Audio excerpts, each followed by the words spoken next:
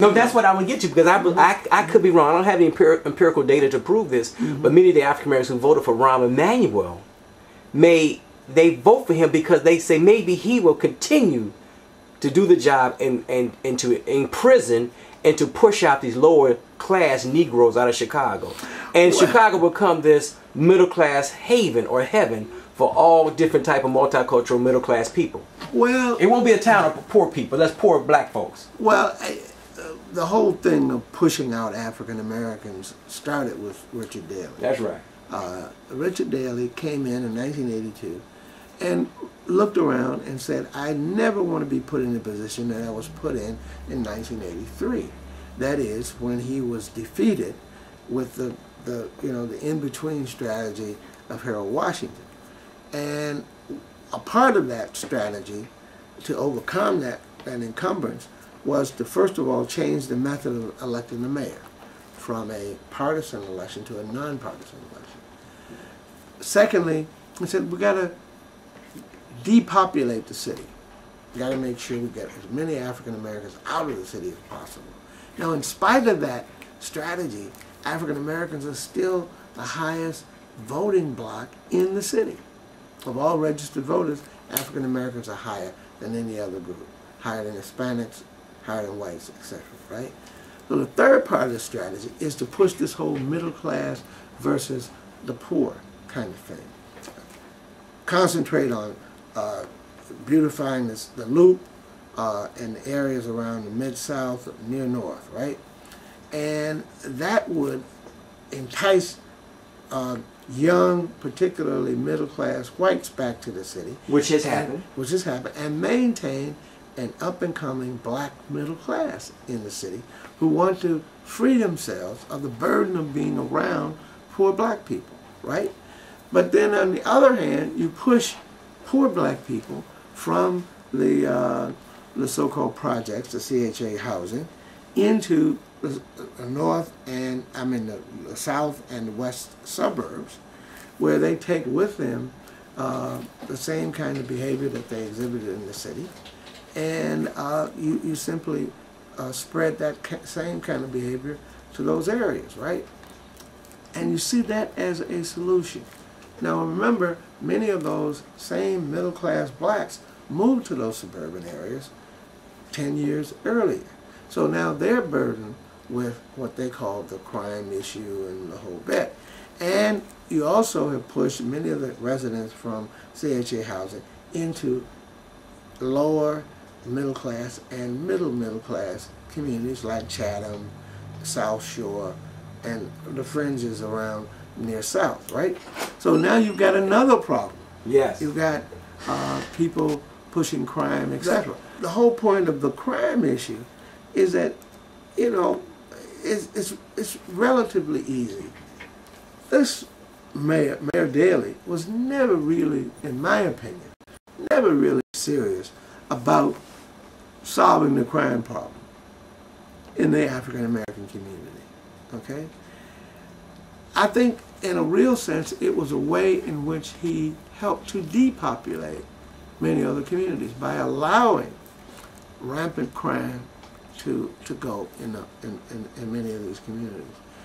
We know, you and I know, that many of the police department personnel are corrupt, that they were allowing many of the rotten retailers in the community to sell guns and dope to our young people.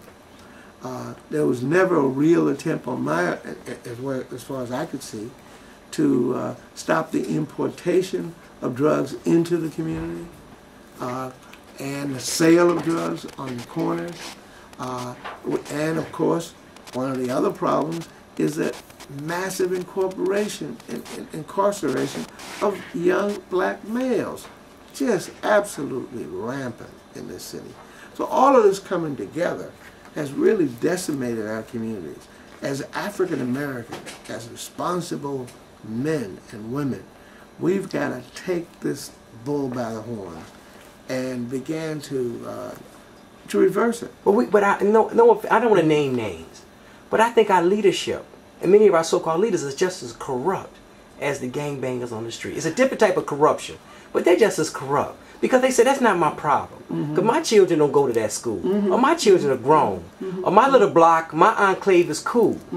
Them Negroes, you can't even help them Negroes. You go over there try to help and they get offended. Well, I think some people have taken that attitude. I think some people have really. And the corruption, they know better. They know better. They can solve it. They say, but why should I solve it? I'm trying to make money. Or like a lot of principals, they run a game in these schools. And they say, I'm not going to improve the school because I'm running my game. And I really don't want reform. And then when Huberman, somebody else come fire them, they can't really say that they were really fired, you know, inappropriately because they've been running game. And the man know they run a game. So they get fired, they can't say nothing. Well, it sounds kind of off the subject, you know what I'm saying. But let's go back to your initial statement that indeed many of the leadership are corrupt. Well, yeah. Obviously. Well, even implicitly they're corrupt. Yeah, but at the same time, there are many members of this leadership who genuinely attacked the problem, tried to solve it, but it was not enough of them. True, right? true. And they were not connected. They were, you know, disconnected. They were not put together. I think the real problem, very honestly, is the fact that my generation was, of course, in the political scene, in the civil rights scene, were basically of the, what I call the Harold Washington, the Georgia and Lou Palmer generation, right? And I think we failed by not bringing along with us a new generation behind us that could fill our shoes and help in this whole thing, because that gap between the Harold Washington generation and this generation is a widening one, because many of these young people who come along are not concerned about fighting the fight the way we thought we were obligated to fight the fight, i.e. picketing, demonstrating, protesting, etc. Many young people today do not see the solution going in that direction. Yeah, because I mean, when I was a kid, I got the sense of the civil rights generation had their job was to uplift the race. The entire group, right? We've been so divided and conquered. They say, "What race are you talking about?" Because we talking about black folks, Negroes. What type of African Americans you talking about? The middle class, the lower class, the elite. We have so many. We have so much tribalism. And the only thing that kept us together, as you well know, was segregation, especially the housing segregation. But now we can move to Naperville. We can move in where we want. So we don't have that glue as we once had. Segregation was the glue that held us, sort of held us together. Yeah.